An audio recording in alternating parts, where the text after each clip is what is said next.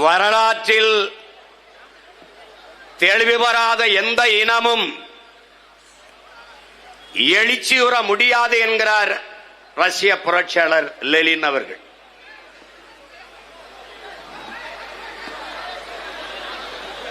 வரலாற்றை மறந்துவிட்ட ஒரு இனம் சுடுகாட்டில் இறந்து கிடக்கிற பிணம் என்கிறார் வியட்நாம் விடுதலை புரட்சியாளர் ஹோ சி மின் அவர்கள்.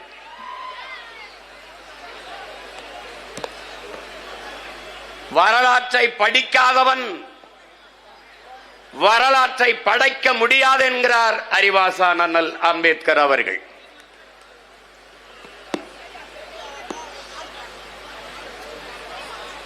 வரலாறு என்பது கடந்த கால செய்திகளை சேமித்து வைக்கிற ஏடு அல்ல, அது நிகழ்காலத்திற்கான அடித்தளமும் எதிர்காலத்திற்கான உயிர் தொடரும் என்கிறான் ஹிட்லர். எல்லாவற்றையும் வாசித்து நேசித்து சுவாசித்த எங்கள் உயிர் தலைவன், நீ வரலாற்றை படி, வரலாற்றை படை, வரலாறாகவே வாழ் என்று எங்களுக்கு கற்பிக்கிறார். இயற்கை எனது நண்பன், வாழ்க்கை எனது தத்துவ ஆசிரியன், வரலாறு எனது வழிகாட்டி என்கிறார். என்னரும் சொந்தங்களே, பேரன்பு மிக்க என் பெற்றோர்களே, என்னிலும் இளைய என் தம்பி தங்கைகளே, ஒவ்வொரு தேசிய இனத்திற்கும் அந்த இனத்தின் வரலாறு தான் வழிகாட்டுகிறது. அதனால் தான் நாம் வேரை இழந்த மரமும் வரலாற்றை மறந்த இனமும் வாழாது என்ற முழக்கத்தை முன்வைக்கிறோம்.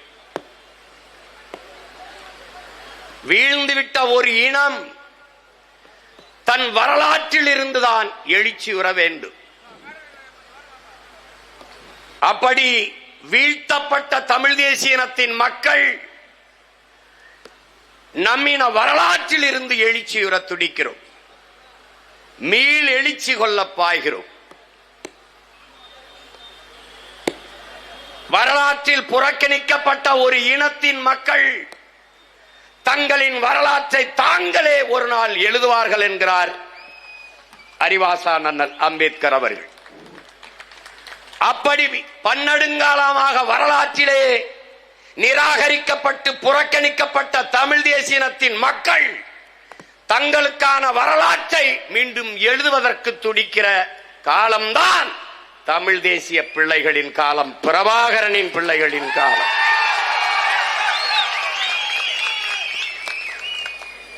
இங்கே நாங்கள் பழம்பெருமை பேசுவதென்பது பீற்றிக்கொள்ள அல்ல, எங்களை நாங்களே தேற்றிக்கொள்ள. பழம்பெருமை என்பது எங்களுக்கான படிப்பினை. வரலாறெங்கிலும் எங்களுடைய அடையாளங்களை, எங்களுடைய பெருமைகளை இழந்து நிற்கதியாக நிற்கிற தமிழ் தேசிய இனத்தின் பிள்ளைகள் எங்களுடைய வரலாற்று அடையாளங்களை தேடி, எம்முடைய தொன்ம வேர் தேடி பயணிக்கிற போது நாங்கள் யார், நாங்கள் எது எதை இழந்திருக்கிறோம், எங்கு நாங்கள் வாழ்ந்தோம், எவ்விடத்தை விழுந்தோம் என்பதை அறிந்து தெளிர்ந்து உணர்ந்து நிமிர்கிற காலம்தான் பிரபாகரன் என்ற பெருந்தலைவனின் காலம்.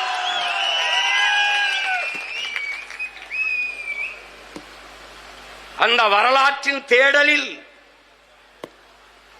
மிக மிக முக்கியமான, மிக முதன்மையான பயணம்தான் செஞ்சி கோட்டை மீட்பு பயணம். என்னரும் தம்பி தங்கைகளே, நாட்டின் எதிர்கால நம்பிக்கைகளே, இங்கே சிறு பிள்ளைகளில் நாம் இருக்கும்போது நம்முடைய பாடத்திலே செஞ்சிக்கோட்டை தேசிங்கராஜா கோட்டை என்றுதான் நமக்கு கற்பிக்கப்பட்டது. அப்படித்தான் படித்தோம். வந்து போன விருந்தாளி எல்லாம் வீட்டுக்கு சொந்தக்காரனாவது போல வந்து போனவன் எல்லாம் இது என்னுடையது என்னுடையது என்று உரிமை கொண்டாடினான். என்றைக்கு தேசிங்கராஜாவுடைய கோட்டை என்பதை சகித்தோமோ பொறுத்தோமோ அவனுடைய நீட்சியாக இன்று அதிகாரங்கள் இது மராட்டிய மன்னர்களின் ராணுவ தளம் என்று அறிவிக்கிறது. ஆனால் வரலாறு என்ன, திரையிட்ட ஆவணப்படம் என்ன உங்களுக்கு தெளிவுபடுத்துகிறது? பல்லவ மன்னர்கள் தொடங்கி பல்வேறு நமது முன்னவர்கள் இந்த நிலப்பரப்பை ஆண்டிருக்கிறார்கள். ஆனால் ஆனந்தகோன், அவனுடைய மகன் கிருஷ்ணகோன், அவனுடைய மகன் கோனேரிக்கோன், இவர்கள்தான் அந்த கோட்டையை கட்டினார்கள். நமது முன்னவர்கள் ஆண்டிருக்கிறார்கள்.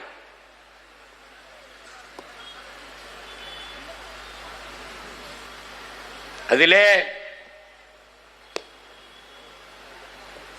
கடி அரண செம்பர் 15 செஞ்சியர்கோன் கம்ப கலியானை காடவனும் என்று ஒட்டக்குத்தர் எழுதிய பா. அதிலே காவல் மதில்கள், காவல் அரணாக இருக்கிற மதில்கள், அதை கொண்ட செம்பொன்னால் அழகுபடுத்தப்பட்ட திண்ணைகளை கொண்ட வீடுகளை உடைய தூண்களிலே கட்டப்பட்ட செருக்கேறிய யானைகளை கொண்ட செஞ்சியர்கோன், செஞ்சிக்கோன், செஞ்சியை ஆண்ட செஞ்சியின் தலைவன் காடவன், செஞ்சியின் மன்னன் காடவன் என்றுதான் அது சொல்லுது. பல்வேறு ஆண்டிருக்கிறார்கள். ஆனால் ஆனந்தகோன் தான் இந்த கோட்டையை நிர்மாணித்தான் என்பதுதான் வரலாற்று குறிப்பு. இங்கே பிரச்சனை என்ன? தேசிங்கராஜா கோட்டை என்னும் போதும் பேசாம இருந்து விட்டு, மராட்டியன் கோட்டை என்னும் போதும் பேசாம இருந்து விட்டு, சீமான் வந்து இது கோனேரிக்கோன் என்னுடைய பாட்டனின் கோட்டை என்று சொல்லும் போது, இல்லை அது செஞ்சிக்கோன், செஞ்சியர்கோன், காடவன் கோன் என்று வருகிறது, அது வன்னியர் கோட்டை என்று வந்தால் எங்களுடைய நிலைப்பாடு அது கோனார் கோட்டை, வன்னியன் கோட்டை. ஆனால் எங்களுக்கு எங்களின் நிலைப்பாடு இது இல்லை, அந்நியன் கோட்டை என்பதுதான். அது கோனார் கோட்டையா இருக்கு, வன்னியன் கோட்டையா இருக்கு, அதுல எனக்கு பிரச்சனை கிடையாது. என்னுடைய பாட்டன், என்னுடைய இனம், முன்னோனுடைய வீரமிக்க எழுச்சி மிக்க அடையாளம் என்னுடைய கோட்டை என்பதுதான் எங்கள் நிலைப்பாடு. அதிலே குப்பத்திற்கு பெயர் இதே செஞ்சியிலே கோனேரி குப்பம் என்று இருக்கிறது, கோட்டைக்கு பெயர் தேசிங்கராஜா கோட்டை என்று இருக்கிறது. கிருஷ்ணகோன் அவன் ஆளுகையில் அவன் பெயரையே அந்த நிலப்பரப்பில் பெயரிட்டு அழைத்தான் என்பதால் தான் அது கிருஷ்ணகிரி என்று பெயரானது என்பது வரலாற்று குறிப்பு. 300 ஆண்டுகள் 1190 தொடங்கி 1270 வரை தொடர்ச்சியாக அவர்களுடைய பரம்பரையினர் ஆண்டிருக்கிறார்கள். அது கோன் என்றால் அரசனை குறிக்கும். ஆனால் அந்த குறிப்பிலே ஆடு மேய்க்கும் இடையர்குல கோனார் கோன் என்று எழுதியிருக்கிறது. அதிலே தெளிவாய் கொள்ள வேண்டும் என் உடன் பிறந்தார்கள். இந்த கோனேரி கோட்டையை மீட்பதால் கோனாரெல்லாம் எனக்கு ஓட்டு போட்டு விடுவான் என்று நான் வரல. என் பரம்பரை அடையாளத்தை இழப்பது என்பது ஒரு காலத்தில் விட்டு கொடுக்க முடியாது. இது யாரு? இது எதுக்கு? இது இந்த வேலையை யார் செய்வா? இவன் எவனும் செய்ய மாட்டான். எவன் செய்வான்? வரலாற்றின் மகன், பிரபாகரனின் மகன் சீமான் தான் இது செய்வான்.